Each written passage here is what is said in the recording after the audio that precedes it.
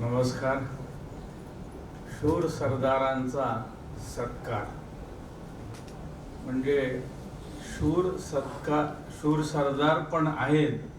त्यामध्ये आपल्या समोर ही जी टीम आहे, टीम म्हणजे प्रत्येक आपल्या ठिकाणी तो एक हिरा आहे.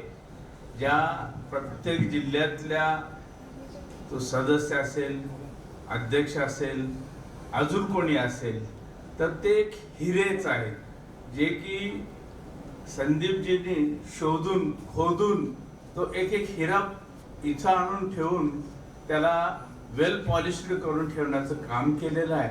आणि त्यांचे सोबत असलेली ही सगळी मंडळी त्यांना सहकार्य करते की या हिऱ्याची पारख असलेले रत्न पारखी म्हणतात किंवा जव्हरी म्हणता येईल त्यांना. ही एक ठिकाणी एक माळेत गुंफलेली आहे. ही माळ म्हणजे व्हॉइस ऑफ मीडियाच्या नावाने जगात प्रसिद्ध व्हायली आहे. कारण आता येणाऱ्या काळामध्ये आपल्या समोर काय आव्हानं आहेत हे त्यांनी ओळखून कशा पद्धतीने याची मांडणी केली पाहिजे किंवा काय केलं पाहिजे हे ते ध्यानपूर्वक असतात, नेहमी करतात, सतर्क राहतात.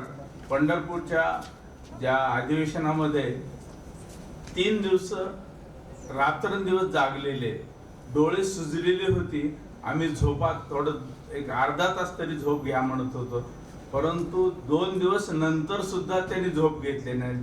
ज्या ज्या लोकांना त्यांनी निरोप द्यायचे होते किंवा त्यांच्यावरती फोनवरती बोलायचं होतं, असं रात्रभर 12, 1, 2 वाजेपर्यंत त्यांनी मेहनत घेतलेली आहे. डोळे सुजलेले असताना सुद्धा आम्हाला डोळ्याचाच काहीतरी अपघात होईल, यांना त्रास होईल असं वाटत होतं, तरी सुद्धा ते सतत काम करत होते. हे पत्रकारांनी पत्रकाराच्या कल्याणासाठी ही बांधणी केलेली आहे.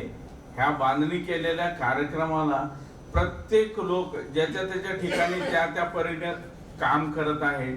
आणि ह्या कार्यक्रमाची शोभा कशी वाढेल, कार्यक्रम कसा आखणीदायक होईल किंवा छान होईल याची सतत ते काळजी घेत असतात. असे जव्हरी मिळायला भाग्य लागतं. माझं पण भाग्य की 8 महिन्यामध्ये आम्ही कुठंच भाषण करायचं नाही, बोलायचं नाही, मात्र त्यांनी उठून उभं केलं आणि आम्हाला ते मान सन्मान मिळाला या संघटनेमध्ये. त्याच्याबद्दल त्यांचे आभार मानतो. नमस्कार.